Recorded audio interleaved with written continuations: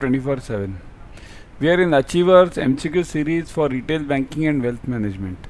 Today's topic is objective questions on DSAs in banking. DSA means direct selling agents. Okay, so we'll cover this topic completely. Watch this video till the end. Also, we'll be discussing the issues related to DSAs. What are their roles, responsibilities, what are their problems. So watch the video till the end.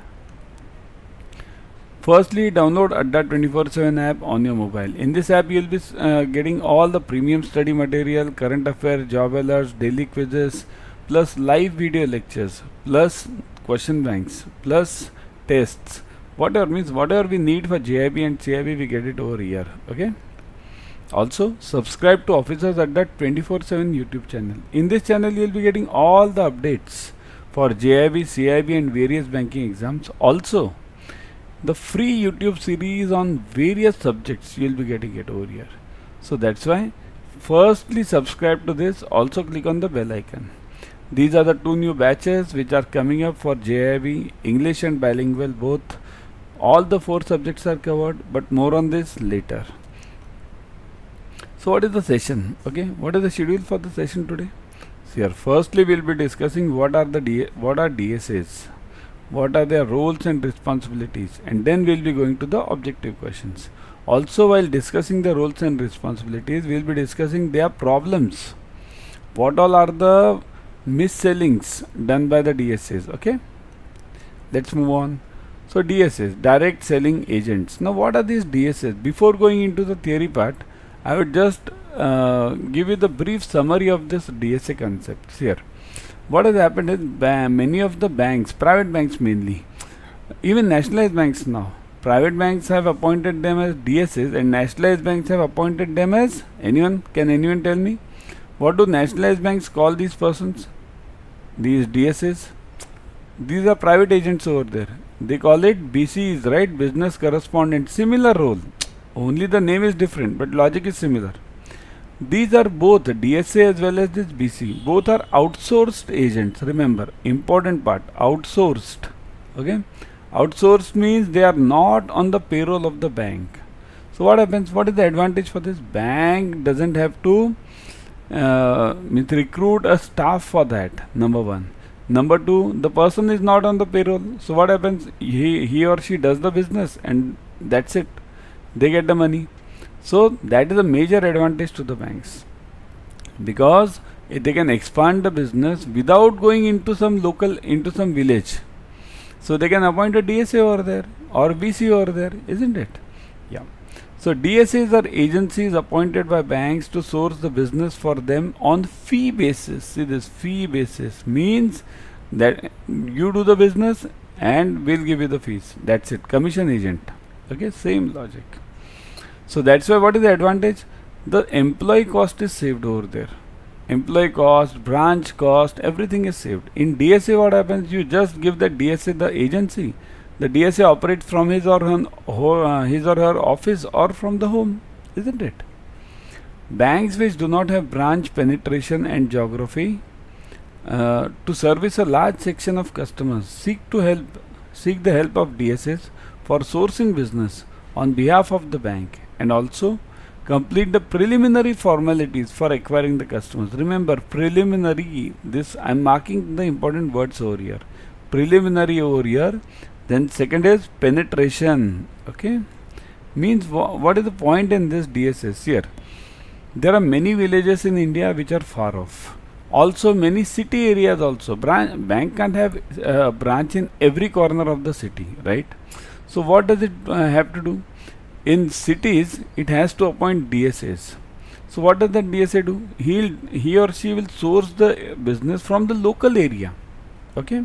Similarly, in villages, many of the villages are so far off that banks can't go there and set up a branch because the costing would be huge. So what does the bank do? The bank appoints a BC over there, nationalized banks generally. We appoint BCs over there. So that's why even though we don't have the branch penetration in that area, we can source the business from there, isn't it? And the second part over here is for sourcing the business and doing the preliminary formalities. Now what do you mean by preliminary formalities? Preliminary formalities means number one, speaking to the customer. Speaking, new customer. Customer means speaking to prospects, I'll write it, okay? Because they are not customers right now. So they are the prospects, okay? Second, sourcing the business. Sourcing the business means what? A very important part is getting the documents. See this. Getting documents. Now what do you mean by getting the documents here? The important part about DSA is DSA and BCs basically. They can get the documents. They can't open the accounts. They are not allowed to open the account because these are private agencies. How can bank hand over the role of decision making to private agencies?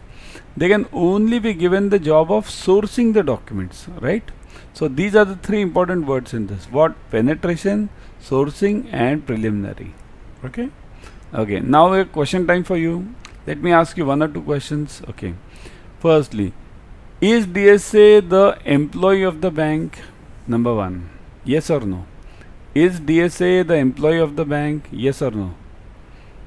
Only two answers, yes or no. Obviously, correct? No, no, no, no. Very good. DSA is not the employee. Okay. Number two. Is DSA allowed to decide on opening the accounts? Is DSA allowed to decide on opening the accounts? Yes or no? Correct. No. Okay. So what is the role of DSA then? What is the role of DSA? What does he do? He just gets the documents. Okay. Sources the documents. Okay. Roles and responsibilities. Okay.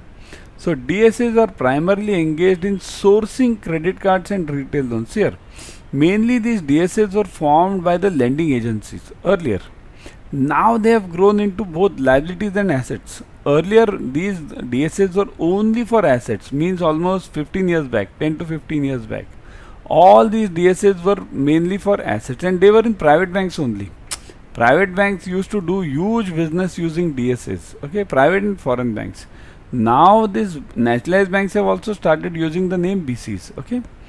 So earlier they were only for assets, now they have been used for liabilities as well. Both. Liabilities means saving current FDs, okay. Saving current FDs, okay. So this, even liabilities are nowadays sourced using the DSAs. So primarily engaged in sourcing credit cards and retail loans. Earlier they were, even now, presently also, credit cards and retail loans. Retail loans means what? Personal loan, home loan, these are main retail loans. You check it. You generally, whenever you want a home loan from any, even nationalized banks nowadays, you see the credit card and retail loans are sourced by the DSAs, private agencies. Banks don't go into that, okay. The appointed DSA appoints field personnel. Here, DSA is given to a company, firm it can be. It can be proprietary firm, it can be partnership firm, anything. Or it can be private limited also. So, this bank gives the appointment to the firm. That firm will appoint personnel. See here, bank does that agreement with the firm, okay, company. Okay, and then firm will appoint all these persons over here. Bank is not concerned with how many employees they are deploying for the same. Bank only does the agreement with the firm and at a fixed commission basis. Okay. So the DSA appoints field personnel and supplemented by telecallers. Now this telecalling is also done by the DSA only, this firm. It's similar to that of LIC agents. Here LIC was the first person in this world in nationalized banks, nationalized sector, which was appointing DSAs. What are LIC agents? LIC agents, are LIC agents the paid employees of LIC? No, they are agents, work on commission basis. So LIC had given this concept since 1950s, okay, but we bankers took it later now. So supplemented by telecallers. The telecallers are also appointed by this firm only. It is not appointed by the bank. Start the marketing process. Okay, means the telecallers will call the customers, send the agents to the customers to get the business, right?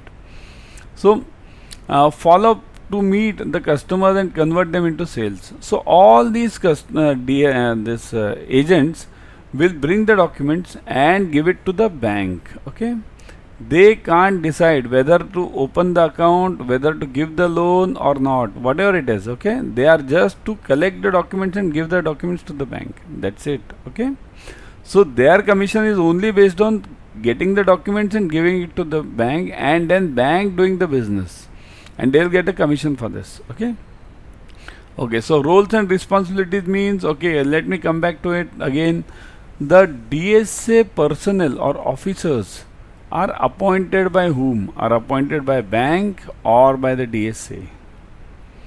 Who appoints the who appoints the field officers for DSA? Bank or the DSA? Who appoints it? Correct? DSA appoints it.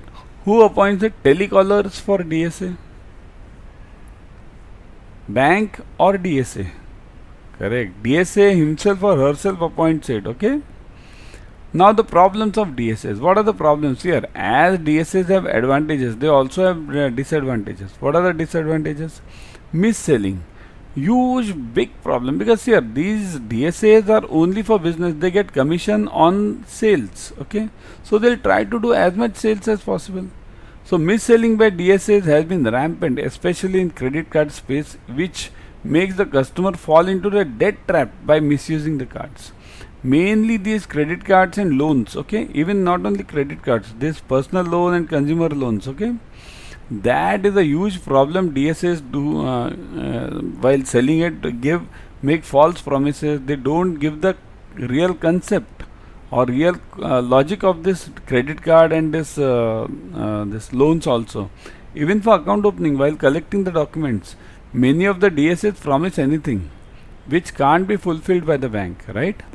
Similarly, the pricing of the loans are not explained clearly, right? Isn't it? Pricing of the loans or even the asset liabilities now, the saving account opening or loan opening.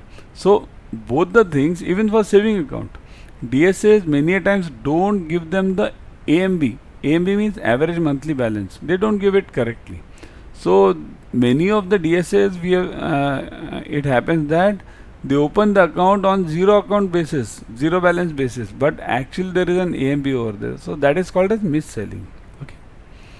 Ultimately, this will result in dissatisfaction of the customers and reputation risk of the bank, isn't it? Even though the mistake is done by the DSA, but the customer will not think of the DSA. He won't blame the DSA. He will blame he or she. Basically, he or she will blame the bank, right? Got it? So what is the main problem in mis-selling of DSAs? What do they don't tell the customers? What do they don't tell the customers? From this slide only. They don't tell the correct pricing, cost, okay? Yeah. Before going ahead about the new batches which are coming up, remember in these batches we will be covering all the numericals, objective questions, theory part, one-liners, case studies, whatever is required for all these 4 subjects: PPB, IFS, AFM and RBWM. Now there are various discounts available, okay? That I'll come to it later, okay, in the end. So now the question time. The primary responsibility of DSA is, so what is the responsibility? What is the role of that DSA? Means because DSA is the representative of the bank after all, isn't it? So give me the answer: A, B, C or D. Let's call this A, B, C, D, okay? So this is A, B, C or D. Decide if the account can be opened or not. Is this the responsibility of the DSA? Decide if the loan can be given or not. Collect the documents and none of the above. So what is the answer? Let's call this A, B, C and D. Give me the answer fast. A, B, C or D. Everyone? Correct? It is D. Collect the documents. The DSA can't decide whether the account can be opened or not, and whether the loan can be given or not. Okay, clear? DSA builds the client base of banking for banking direct sales through. Means how does the DSA contact the customers? So what are the options? Number 1 is prospecting, networking and referrals on field. Means in the open field, going in the city. Capturing the walk-ins in the bank. Means whoever customer comes in the bank, that customer is captured by the DSA. Is it so? Both A and B means DSA can do both in the field also, and he can capture the walk-ins also. And last is none of the above. So what is the answer? A, B, C or D? Prospecting, networking and referrals on the field, or capturing the customers in the branch. Yeah. Or C. Is he allowed to do both? Have you seen any DSA in the branch, sitting in the branch? Have you seen anyone? No, right? DSAs are not allowed to sit in the branch. So C is out. So C is out means B is out. D is obviously out. So the answer is A, going in the field. Right? Going in the field and collecting the documents, sourcing the customers, right? Move on. Clear? DSA cannot sit in the branch. Benefit of DSA. So what is the benefit of DSA? It reduces the operational cost. It saves man hours and manpower in the banks. It enables the banker to cater to the needs of the individuals. Means banker can focus more on the needs of that customer, and all of the above. So what is the answer? A, B, C or D? A, B, C and D. Which is the answer? Reduces the operational cost, correct or no? Is DSA the employee of the bank? No. So it will definitely reduce the cost, right? It saves man hours, working hours you can call, working hours and manpower workforce in the banks, right? Because this is the outsourced agent. So that is also true. If two are true, it means the answer will definitely be D, right? Because even the banker, if you are freed from the daily task of doing the routine jobs, see here, always routine jobs are given to the DSAs. So if the banker is freed from doing the routine job, the banker will be more focused on the needs of the individuals, needs of the customers of the bank, isn't it? So all A, B and C are true. So the answer is correct. Everyone has answered this, all of the above. Nice. A typical job description of bank's DSA may include. So what is the JD of that job? JD means job description. Means what? What is the DSA expected to do? So let's see. Develop new business prospects in specific geographic areas through cold calls. Cold calls means, what do you mean by cold call? Cold call means calling the new customers and going them and meeting, getting the business from the non-customers of the bank. Second, interacts with the existing customers to increase the sales of the bank's products and services. That is also done. Huh? See here, it's not that DSA can't contact the existing customer. DSA can contact the existing customers, but not in the bank. DSA can go outside because after all they are living in the field, isn't it? So DSA can definitely go outside and call the existing customers and get the cross-selling products from them, isn't it? So familiar with the, see here, we are looking at the JD, okay? Familiar with the standard concepts, practices and procedures with the particular field. Means, is this required for the DSA? That he should be conversant with the standard concepts, practices, procedures in the banking or in the loan department. If the DSA is for loan, then for loan. If the DSA is for account opening, then account opening. So are all the three criteria required for the DSA, or is only one of them required? So what is the answer? A, B, C or D? Which one? Correct. The answer is obviously D, because cold calls is to be done, existing customers he can contact, and the customer, the DSA should know the practices and procedures in the field. Okay. DSA should not. So what are the limitations for DSA? What should the DSA should not do? So number one, contact the prospect for any product or services to be offered. Means, shouldn't the DSA contact any new customer? Prospect means what? The one who is not the customer of the bank, but he or she can be the customer. So shouldn't DSA contact them? Number A. Number B, inform the prospect about the business or organization names or falsely represent themselves. Means falsely is out. So and or represent themselves. Means, shouldn't DSA, when you are, suppose imagine somebody comes into your home for home loan, some DSA. So shouldn't the DSA introduce himself or herself about their business or the organization's name? Means from which company they have come, what is the bank they are representing. So shouldn't DSA do it? So inform the prospect about the business or organization name or represent themselves. So we are talking of should not. DSA should not do this. So should he do this? Yes. Should DSA do this? Inform the prospect? Yes. Make any false or unauthorized commitment on the behalf of the bank for any facility or service. Should he do this? DSA? No, correct. So DSA should not do C. This is the answer. DSA should not make any false commitment to any customer because DSA is after all representing the bank. The image of the bank gets spoiled. Okay. So now about the batches which I was talking of. There are huge discounts available here. As I told you, we cover all the numericals, objective questions, everything what is required for the these 4 papers. Okay. Now important part over here is the discount part. Here let's go to Adda 24/7 live. And on Adda 24/7 live, once you go there, see this.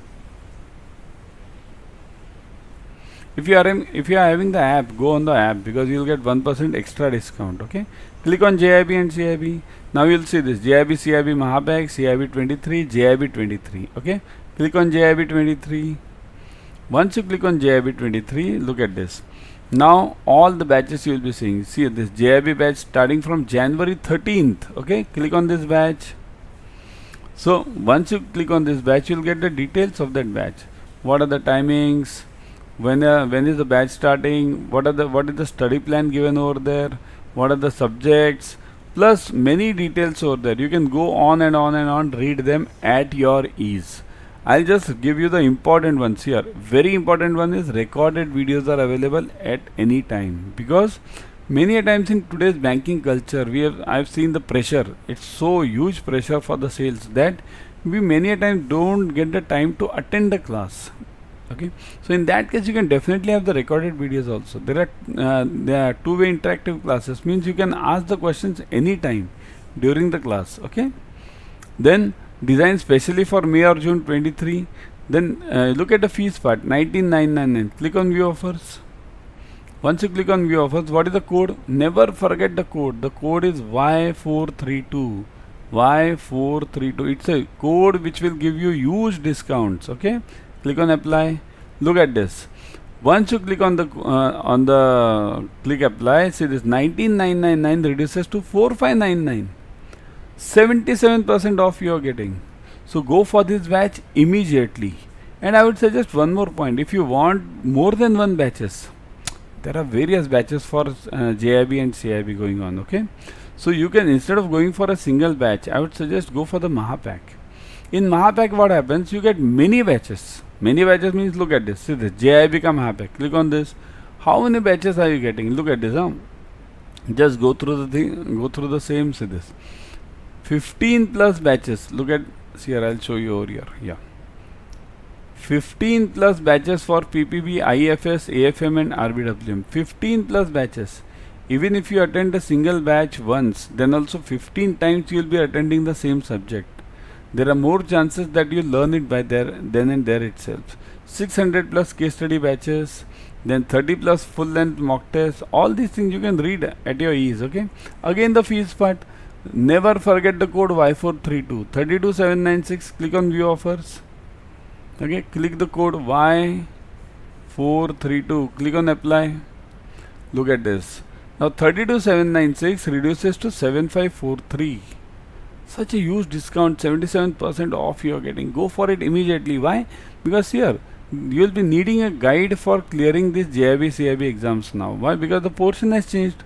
What is the new portion? Let's look at the new portion. Okay. See this. These are the 4 compulsory subjects now for JAIIB and DBF also. Those who are not in banking and attending the session, kindly note, you can also give the DBF exam. Indian Economy and Financial System, PPB, Accounting and Finance Management for Bankers, and Retail Banking and Wealth Management. These are the 4 important subjects. Okay, and importantly, negative marking has been removed now. There is no negative marking. That's a good news for you all, isn't it? Good news. I'll write it over here, isn't it? It is a good news for you all. The negative marking has been removed. but these 4 subjects are new ones, so you'll definitely need a guide. Okay, so do join the batch. I'll be back tomorrow with another series. Till then, bye.